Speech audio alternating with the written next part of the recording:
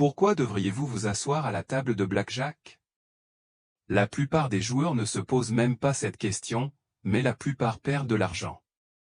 Nous allons discuter du meilleur et du pire endroit pour s'asseoir à la table de blackjack.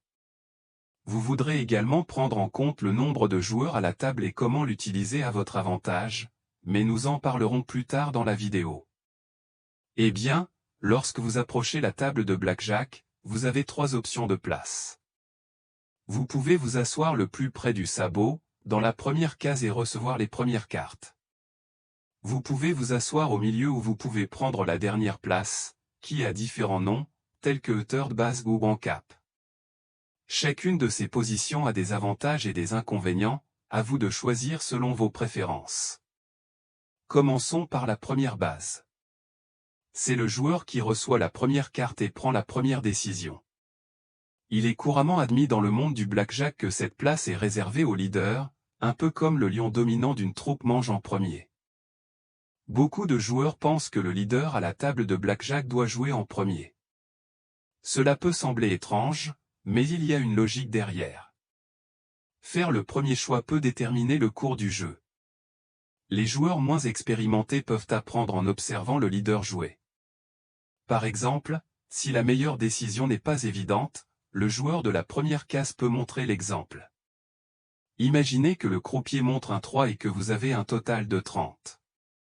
Si le joueur à la première base décide de rester, les autres joueurs se sentiront peut-être obligés de faire de même.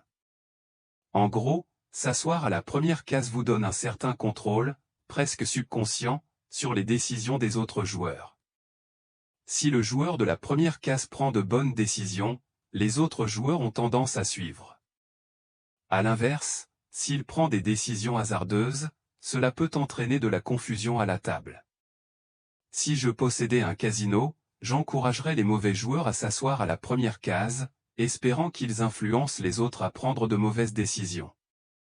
Si quelqu'un vous demande de lui céder votre place à la première case, il se pourrait qu'il ne vous considère pas comme un bon leader. Je connais des joueurs qui ont payé plus de 100 € pour cette place. Si vous préférez une position plus neutre, le milieu est idéal.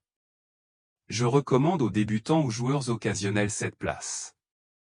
Vous pouvez jouer tranquillement, sans ressentir la pression du premier joueur. C'est rassurant d'avoir un joueur avant vous pour vous guider. L'inconvénient est que vous n'avez pas beaucoup d'influence sur le jeu.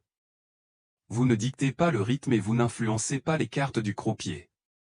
Avant d'aborder la dernière place, parlons de l'affluence à la table. Si vous profitez des programmes de fidélité des casinos, jouer à une table bondée peut être avantageux. Lorsque vous donnez votre carte de fidélité, le casino estime votre perte potentielle pour déterminer vos points de récompense. À une table pleine, vous jouez moins, donc le casino surestime souvent vos pertes. C'est bénéfique si le casino a un bon programme de fidélité. Enfin, la dernière place, ou third base, est cruciale. C'est le dernier joueur à agir avant le croupier. Certains joueurs désagréables peuvent vous blâmer si le croupier obtient une bonne main à cause de votre décision. Mais cette place a ses avantages. Vous voyez toutes les cartes jouées avant de prendre votre décision, ce qui peut vous donner un avantage. En résumé, votre place doit refléter votre style de jeu. Si vous êtes expérimenté, prenez la première case. Si vous êtes nouveau, optez pour le milieu.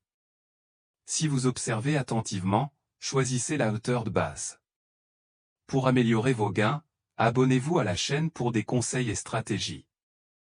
Merci de nous avoir suivis et à bientôt dans une prochaine vidéo. Pour mes 7 secrets de martingale, le lien est en description.